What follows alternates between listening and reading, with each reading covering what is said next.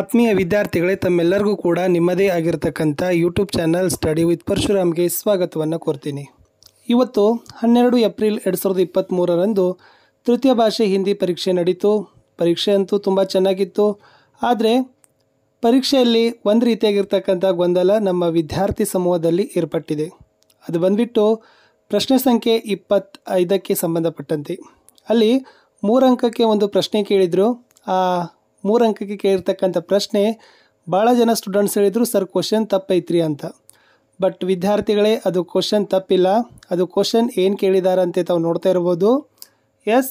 ಲೇಖಿಕಾಕ್ಕೆ ಪ್ರತಿ ಗಿಲ್ಲು ಕಿ ಮಮತಾ ಕಾ ವರ್ಣನ್ ಕೀಜಿಯೇ ಅಂತ ಇದೆ.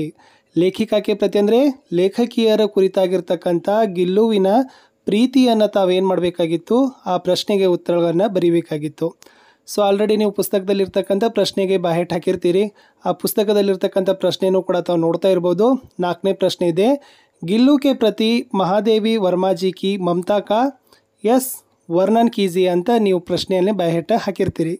ಬಟ್ ಅಲ್ಲಿ ಗಿಲ್ಲು ಕೆ ಪ್ರತಿ ಮಹಾದೇವಿ ವರ್ಮಾ ಅಂತ ಕೊಟ್ಟಿಲ್ಲ. ಏನು ಕೊಟ್ಟಿದ್ದಾರೆ, ಲೇಖಿಕಾಕ್ಕೆ ಪ್ರತಿ ಗಿಲ್ಲು ಕಿ ಮಮತಾ ಅಂತ ಕೊಟ್ಟಿದ್ದಾರೆ. ಪ್ರಶ್ನೆ ಸರಿಯಾಗಿರ್ತಕ್ಕಂಥದ್ದಿದೆ. ಅಂದರೆ ಗಿಲ್ಲುವಿನ ಪ್ರೀತಿ, ಸೊ ಅದು ಲೇಖಿಕೆಯರ ಬಳಿನೇ ಕುಳಿತುಕೊಳ್ತಕ್ಕಂಥದ್ದು. ಆಸ್ಪತ್ರೆಯಿಂದ ಬಂದ ನಂತರ ಅವರ ತಲೆದಿಂಬಿನ ಹತ್ರ ಕೂಡ್ತಕ್ಕಂಥದ್ದು, ತನ್ನ ಚಿಕ್ಕ ಚಿಕ್ಕ ಕೈಗಳಿಂದ ತಲೆಯನ್ನು ಸವರತಕ್ಕಂಥದ್ದು, ಯಾವತ್ತೂ ಲೇಖಕಿಯರ ಬಳಿನೇ ಕೂಡ್ತಕ್ಕಂಥದ್ದು. ಇವೆಲ್ಲ ಪಾಯಿಂಟ್ಸ್ಗಳನ್ನು ತಾವೇನು ಮಾಡಬೇಕಾಗಿತ್ತು, ಬರಿಬೇಕಾಗಿತ್ತು. ಸೊ ಆ ಪ್ರಶ್ನೆ ಕರೆಕ್ಟ್ ಇದೆ. ಸೊ ಭಾಳ ಜನ ಕನ್ಫ್ಯೂಸ್ ಇತ್ತು, ತಪ್ಪಿದೆ ಅಂತ. ತಪ್ಪಿಲ್ಲ.